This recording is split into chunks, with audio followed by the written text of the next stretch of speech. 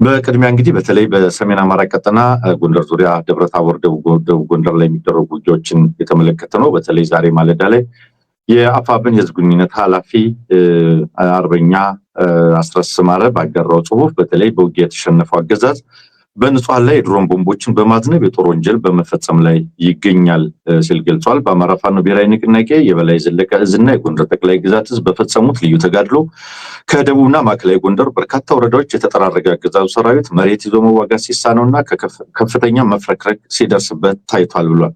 ይሁን እንጂ ይህ የሽብር አገዛዝ ሆን ተብሎ በታቀደ ሁኔታ ህዝብን በመጨፍጨፍ በሽብር መንገድ ወታደራዊ ሽንፈቱን ለመቀልበስ አስቦ ብዙ ንጹሃን ላይ በተለይም የደብረታቦር ከተማ ህዝብና የህዝብ ተቋማት ላይ ተከታታይ ድሮን ድብደባዎችን አድርጓል ነው ያለው። ትናንት የካቲት 4 ቀን 2018 ዓ.ም ኢላማ የተደረገ የወገን ኃይል በሌለበት በቀቢጸ ተስፋነት ባደረጋቸው የድሮን ጥቃትና የጅምላ ጨራሽ መሳሪያዎችን በመጠቀም ንጹሃንን ጨፍጭፏል ብሏል አስረስ። በዚህም ደብረታቦር ከተማ ላይ ብቻ ከግማሽ ቀን ባነሰ ጊዜ ውስጥ 16 ጊዜ በላይ ስትራቴጂክ ድሮኖችን በመጠቀም የአረመኔነት ባህሪውን አሳይቷል ነው ያለው። በዚህ ጥቃት የፋርጣ ወረዳ ፖሊስ ጣቢያ፣ የገብርዬ ክፍለ ከተማ ፖሊስ ጣቢያ፣ የዞን ጤና መምሪያ፣ የዞን ሲቪል ሰርቪስ እና ፋይናንስ ቢሮ እንደዚሁም የቴዎድሮስ ክፍለ ከተማ ፖሊስ ጣቢያን ጨምሮ ማህበራዊ ተቋማትንና ሌሎች የህዝብ አገልግሎት የሚሰጥባቸውን ተቋማት አውድሟል ብሏል። በመደበኛ እንቅስቃሴ ላይ እና በየቤታቸው የነበሩ የከተማ ነዋሪዎችንም በድሮን ጨፍጭፏል። ዓለም አቀፍ የሰብአዊ መብት ተቋማትን ጨምሮ አገዛዙ በንጹሃን ላይ የሚፈጽመው ጥቃት የሚያሳስባቸው ሀገር አቀፍና ዓለም አቀፍ ድርጅቶች ተገቢውን ሁሉ እንዲያደርጉ እናሳስባለን ሲል ገልጿል። አገዛዙ መሰል የጥፋት ተግባራትን ማቆም የሚችለው ከስልጣኑ ሲወገድ ብቻ መሆኑን በመገንዘብ የአማራ ፋኖ ብሔራዊ ንቅናቄ የሚያደርገውን ጸረ አገዛዝ ተጋድሎ አጠናክሮ ይቀጥላል ብሏል። ፋኖ አስረስ ማረ። ከዚሁ ጋር በተያያዘ በተለይ የአማራ ማህበር በአሜሪካ ወይም ትሪፕል ኤ በአብይ አህመድ አገዛዝ የሚፈጸመውን በተለይ ደግሞ በአማራ ክልልና በአጎራባች አካባቢ በአማራ ህዝብ ላይ በሚያደርግ የዘር ማጥፋት ጦርነት ህዝብ በሚበዛባቸው ከተሞች ንጹሃን ላይ እየደረሰ ያለው አደጋና እየተጠቀመ ያለው ያልተመጣጠነ ኃይል ከፍተኛ ስጋት አሳድሮብኛል ብሏል። ከየካቲት 4 ቀን ጠዋት ጀምሮ የደቡብ ጎንደር ዞን የአስተዳደር ማዕከል በሆነችው በደብረታቦር ከተማ መሀልና በመኖሪያ ሰፈሮች ላይ ያገዛዙ ኃይሎች በተለይም የመከላከያ ሰራዊት የአየር ድብደባና ከባድ መሳሪያ መተኮሳቸውን የአማራ ማህበር በአሜሪካ መረጃዎች ደርሰውኛል ሲል አስታውቋል። በአሁኑ ወቅት ባለው መረጃ መሰረት በወባባ ጤና ሳይንስ ኮሌጅ አቅራቢያ ይለዋል፣ በወይብላ ማርያም፣ በአየር ማረፊያ፣ በርብ ወንዝ፣ በቄራ ኡራኤል ቤተክርስቲያንና በወርቅን ቀበሌ አቅራቢያ የአየር ድብደባዎች እንደደረሱ መረጃዎች ይገልጻሉ ብሏል ትሪፕል ኤ። በተጨማሪም የመጀመሪያ ደረጃ መረጃዎች እንደሚያመለክቱት እነዚህ ጥቃቶች በንጹሃን ነዋሪዎች ላይ ከፍተኛ ጉዳትን ያስከተሉ ሲሆን በመኖሪያ ቤቶችና በህዝብ ትምህርት ቤቶች ላይም ከፍተኛ ውድመት አስከትለዋል ሲል ገልጿል። ነገር ግን በቀጠለው የበይነመረብ መገናኛ መስተጓጎል ምክንያት የደረሰው ሞትና የንብረት ኪሳራ ትክክለኛ መጠን ሊረጋገጥ አልቻለም ሲል የአማራ ማህበር በአሜሪካ አስታውቋል። በተጨማሪም የፋኖ ደጋፊዎች ናቸው በሚል ሰበብ በአካባቢው ነዋሪዎች ላይ ሰፊ እስር እየተፈጸመ እንዳለ የአማራ ማህበር በአሜሪካ መረጃዎች ደርሰውታል ነው ያለው። የአማራ ማህበር በአሜሪካ ዓለም አቀፍ ታዛቢዎች አገዛዙ እየተጠቀመ ያለውን የንጹሃንን ህይወት አደጋ ላይ የሚጥል ያልተመጣጠነ ኃይል እንዲያወግዙ፣ አገዛዙ እያደረሰ ያለውን ጥቃት እንዲያቆም፣ የሰብአዊ መብቶች እንዲያከብር፣ ያለአግባብ የታሰሩ ግለሰቦች ያለቅድመ ሁኔታ እንዲፈቱና የበይነ መረብ መገናኛ ወደ ነበረበት እንዲመለስ ጫና እንዲያደርጉ ጥሪ አቀርባለሁ ብሏል። ወደ ሌሎች መረጃዎች ስናልፍ በተለይ አንድነት በተግባር የተገለጠበት የአማራ ፋኖ በደብረታቦር ምን አይነት ውጊያዎች እንደነበሩ የተመለከተ መረጃ እናገኛለን። 13 ሰዓታትን የፈጀ አውደ ውጊያ በደብረታቦር ከተማ መደረጉን የሚያሳይ ነው መረጃው። እንግዲህ አገዛዙ ሰራዊትን ለማንበርከክ የአፋብን ሰሜን አማራ ቀጠና በላይ ዕዝ ሜጀር ጀነራል ውባንታ አባት አንደኛ ኮር የካቲት 4 2018 ዓ.ም የተጠና ዕቅድ ሲያዘጋጅ ሜጀር ጀነራል ውባንታ አባተ ተወርዋሪ ክፍለ ጦርና የጉና ክፍለ ጦር ገብረ መስቀል ብርጌድ አካል የሆነች ጣይቱ ሻለቃ በጋራ የውጊያው ዋዜማ ከ4 ሰዓት ጀምሮ ሌሊቱን የደብረታቦር ከተማ ቁልፍ ቦታዎችን ተቆጣጥረው ያለ ተኩስ ያገዛዙ ወታደሮችን ሲያፈራርሱ አድረዋል ነው ያለው። ውጊያውንም ከማለዳ እስከ ጠዋት 3 ሰዓት ተኩል እንግዲህ የትናንትና መረጃችን ነው ደብረታቦር የከተማውን ያገዛዙ ታጣቂ በአባታቸው ውባንተ ሰይፍ እንግዲህ ሲያጠቁት አርፍደዋል ነው የሚለው። ከጠዋቱ 3 ሰዓት በኋላ የበላይ ዕዙ ግዙፍ ጉና ክፍለ ጦርና የጠቅላይ ግዛቱ ክፍለ ጦሮች በመናበብና የውጊያ ቀጠናዎችን በመከፋፈል ጠላትን ሲያብረከርኩ ውለዋል ይላል። ከቀኑ 6 ሰዓት ተኩል ጀምሮ የ5ኛ ኮር ሰራዊት በአርበኛ ሻምበል ሙሉ ሰውና አርበኛ ግዛቸው አሊ ውጊያ አካል ሆኗል ነው የሚለው። በዚህ ውጊያ ላይ በበርከት ያሉ እንግዲህ በተለይ ደብረታቦር ላይ እንደምታውቁት በነበረው ውጊያ ላይ በጣም በርካታ ኃይሎች መሳተፋቸውንና የአንድነት መገለጫ መሆኑን የተመለከተ መረጃ ነው ይሄ። የውባንታ ባተ ተወርዋሪ ክፍለ ጦር፣ የጉና ክፍለ ጦር፣ አምስቱም ብርጌዶች፣ ከእቴጌ ጣይቱ ክፍለ ጦር የተውጣጣ ሰራዊት፣ የጀነራል ፋንታ በላይ ክፍለ ጦር የተውጣጣ ሰራዊት፣ የተራራው ራስ ጉና ክፍለ ጦር የተውጣጣ ሰራዊት፣ የአፄ ኢያሱ ክፍለ ጦር፣ የዞዛምባ ንጉሱ ክፍለ ጦር፣ የጋፋት ክፍለ ጦር አንድ ሻለቃ እንደዚሁም የነበልባሉ ፎገራ ክፍለ ጦር አካል የሆነችው ክርስቲያን ታደለ ብርጌድ እና ከነበልባሉ ክፍለ ጦር የተውጣጡ አካላት ከወረታ እስከ አለም ሳጋ የሸፈነ ውጊያ ማድረጋቸውን የተመለከተ ነው። በሌላ በኩል አገዛዙ ጋር እንግዲህ ምን አይነት ውጊያ ነው የነበረው ለሚለው አገዛዙን በጣም ከፍተኛ ኃይል ነው አሰማርቶ የነበረው። ከ200 በላይ መከላከያ፣ ከ200 በላይ አድማ ብተና፣ ከ60 በላይ ወዶ ገብ ከሃዲ ያላቸውን ነው መረጃው። በተለይ ደግሞ የነጸዳሉ አጃቢዎች የነበሩ ከሁለት ዙ 23 እና ሁለት ዲሽቃ እንዲሁ 120 ሞርታር ይዘው መምጣታቸውን ይጠቅሳል። በተመሳሳይ እንግዲህ ከቅድም ከጠቀስኳቸው የፋኖ ኃይሎች ጋር የተዋጋው ማለት ነው ከባህር ዳር የመጣ 54 ተሽከርካሪ መከላከያ፣ 3 መድፍ፣ 2 ታንክ፣ 17 ዲሽቃ፣ 3ኛ ዙር ካርኖ ጋር ነው በ10 ተሽከርካሪ የመጣ መከላከያ፣ 4ኛ ዙር ከአዲስ ዘመን የመጣ አድማ ብተና። ይሄ ሁሉ እንግዲህ በጋራ በመሆን ነው ጎንደር ደብረታቦር ላይ ውጊያዎች ሲደረጉ የነበረው ማለት ነው። ወደ ደራ ሐሙስም ስንሄድ እንግዲህ ከአገዛዙ አራዊት ሰራዊት በትናንትናው ዕለት አንድ ዲሽቃ ከ115 በላይ ክላሽና አንድ ኦባማ ሙሉ የክላሽና የዲሽቃ ተተኳሽ ተማርኳል የሚል መረጃም ደርሶናል።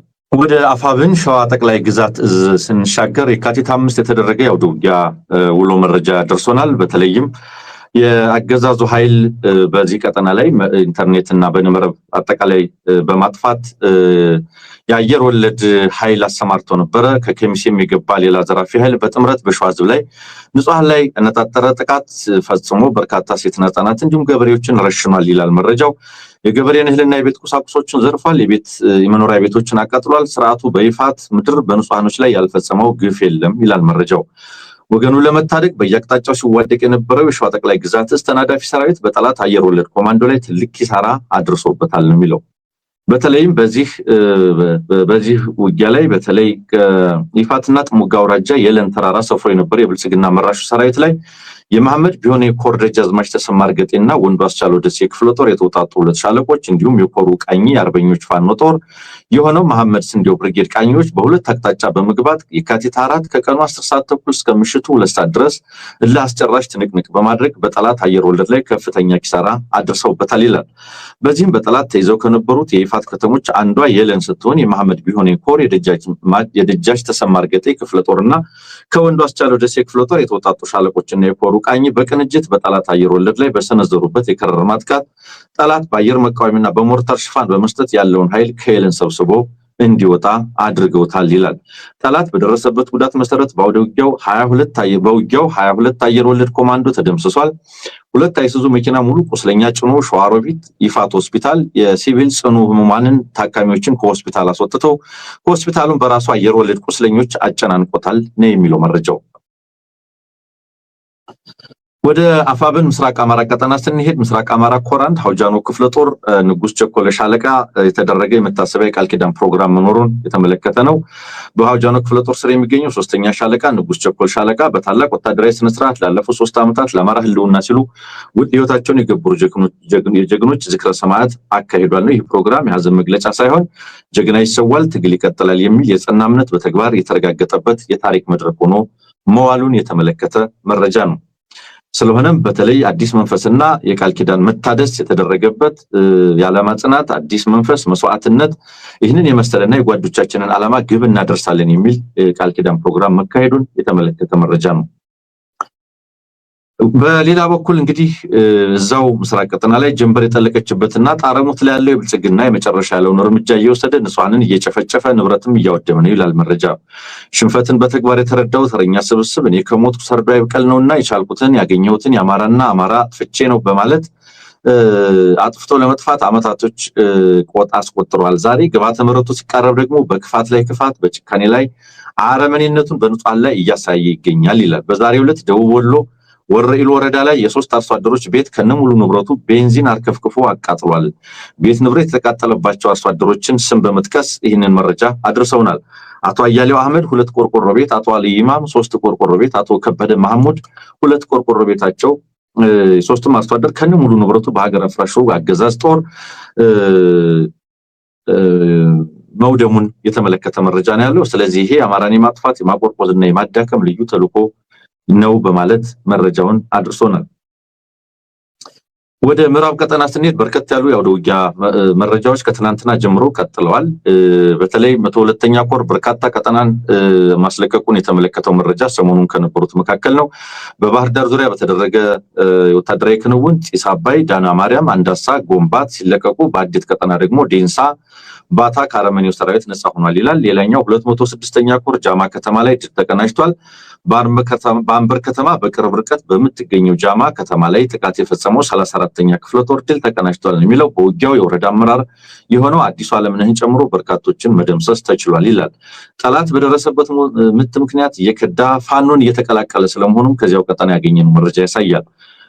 6 የመከላከያ አባላት ከነ ቡድን መሳሪያቸው 3ቱ 200ኛ ኮርን፣ 2ቱ 206ኛ ኮርና አንዱ ደግሞ 102ኛ ኮርን ተቀላቅለዋል ይላል። በሌላ ረገድ 109ኛ ኮር 88ኛ ክፍለ ጦር በጠላት ላይ ሰብአዊና ቁሳዊ ኪሳራ አደረሰ ይለናል ከዚያው ቀጠና ያገኘነው መረጃ።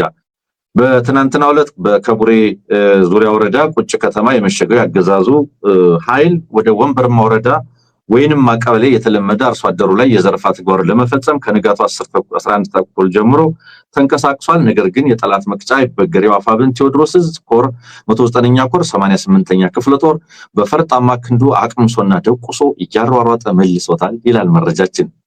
በተያያዘ ጥር 3 የክፍለ ጦር ኮማንዶ ዩኒት 5ኛ ሻለቃ ሽንዲ ከተማ የመሸገውን ጠላት ከእኩለ ቀን በኋላ ካምፕ ላይ እያለ ተሰባ በመጠጋት ጥቃት በመክፈት ሙትና ቁስለኛ አድርገው እንደነበር አስታውሶናል። ቁስለኛ በሄሊኮፕተር ተነስታ ይለናል ከዛው ቀጠና ያገኘነው መረጃ። በትናንትናው ዕለት ጃዊ ላይ የአብይ አህመድ ቅጥረኛ ሰራዊት ቁስለኛ አመራሮች በሄሊኮፕተር ተለቅመዋል ነው የሚለው።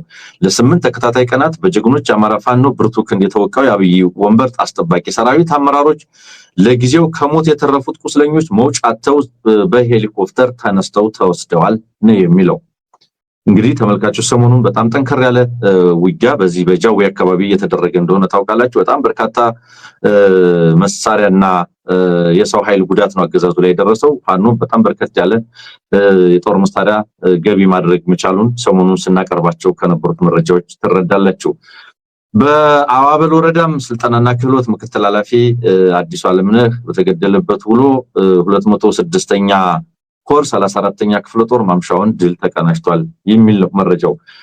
በሌላ በኩል ሉማሜ ከተማ ከሌሊቱ 6 ሰዓት በተፈጸመ ድንገተኛ ጥቃት የአዋበል ወረዳ ስልጠናና ክህሎት ምክትል ኃላፊ የነበረው አዲሱ ዓለምነህ በ206ኛ ኮር 34ኛ ክፍለ ጦር በተወሰደበት እርምጃ በመኖሪያ ቤቱ ተገድሏል ይላል። ድንገተኝነትን በማሳካት በጨለማ ካድሬውን በቦምብ ያጋዩት 34ኛ ክፍለ ጦር ከቀኑ 9 ሰዓት እስከ 12 ሰዓት በጃማ ከተማ ላስጨራሽ ትንቅንቅ አድርገዋል ነው የሚለው። ከደብረ ማርቆስ ባለው አውራ ጎዳና መሃል በምትገኘው ስትራቴጂካዊ ከተማ በሆነችው ሉማሜ በሌሊት አስደናቂ ኦፕሬሽን የፈጸሙት የ34ኛ ክፍለ ጦር ነበልባሎች በድጋሚ 12 ሰዓት በሉማሜ ከተማ በመሸገው ጠላት ላይ በከፈቱት ውጊያ እስከ ምሽቱ 2 ሰዓት ተፋልመው ጠላትን አነባብረው ወጥተዋል ይላል። በመጨረሻም የአማራ ፋኖ ብሔራዊ ኃይል ቴዎድሮስ 102ኛ ኮር ከውጪ ቱሪስቶች ጋር ውይይት አድርጓል። በሰሞኑን እንደምታውቁት ባህር ዳር ዙሪያ ጢስ አባይን ጨምሮ በርካታ አካባቢዎች ነፃ መውጣታቸው ይታወቃል እና በዚሁ አካባቢ ጉብኝት ላይ የነበሩ ቱሪስቶች በአካባቢው ከሚንቀሳቀሰው የቴዎድሮስ 202ኛ ኮር የ22ኛ ክፍለ ጦር አመራሮች ከነ አርበኛ ሀብታሙ አለህኝ የክፍለ ጦሩ ምክትል ሰብሳቢ፣ አርበኛ ገደፋው አይዘንጋው የክፍለ ጦሩ ምክትል ጦር አዛዥና ሌሎችም በተገኙበት የቱሪስት መስህብ ቦታ ባህር ዳር ዙሪያ ወረዳ ጢስ አባይ ከተማ ላይ ከውጭ ሀገር ቱሪስቶች ጋር በመገኘት ውይይት አድርጓል። እንግዲህ መንግስት ነኝ የሚል አካል ፋኖ ዘራፊና ዓላማ የሌለው ሽፍታ ነው እያለ የሐሰት ፕሮፓጋንዳ እንደሚሰራው ሳይሆን ፋኖ ትልቅ ዓላማና ራዕይ ያለው ለምስራቅ አፍሪካ ቀጠና መረጋጋትና ለአጠቃላይ ጂኦፖለቲካዊ ጉዳዮች የበኩሉን እየተወጣ ያለ የነጻነት ታጋይ መሆኑን ለቱሪስቶቹ ማስረዳት ተችሏል። ለማንኛውም የሀገር ውስጥም ሆነ የውጭ ዜጋ ቱሪስት ልዩ ጥበቃ የሚደረግለትና የቱሪስት ቦታዎችን በነጻነት ጎብኝቶ በሰላም ወደ መጣበት የሚመለስ መሆኑንም በውይይታቸው ላይ ማንሳታቸውን በፎቶግራፍ የተደገፈ ምስል ተልኮልናል። እንግዲህ መሳሪያዎችን ላለማሳየት ነው በዩቲዩባችን ያላሳየናቸው። ግን ፋኖ በዚህ መንገድ ታጠቁ ቡድኖች በዚህ መንገድ ከጎብኚዎች ጋር ዋስትና በሚሰጡበት ደረጃ በሰላም ውይይት አድርገው ጥበቃ ለማድረግ የተዘጋጁበትን ነገር በብዙዎቹ ታጠቁ ቡድኖች ዘንድ በአፍሪካ ደረጃ የተለመደ አይደለም። ይሄ ትልቅ የፋኖን ምዕራፍ ጠቋሚ ነው። እንግዲህ የዕለቱ መረጃዎቼ እነዚህ ነበሩ። አብራችሁን ስለነበራችሁ እጅግ በጣም አመሰግናለሁኝ።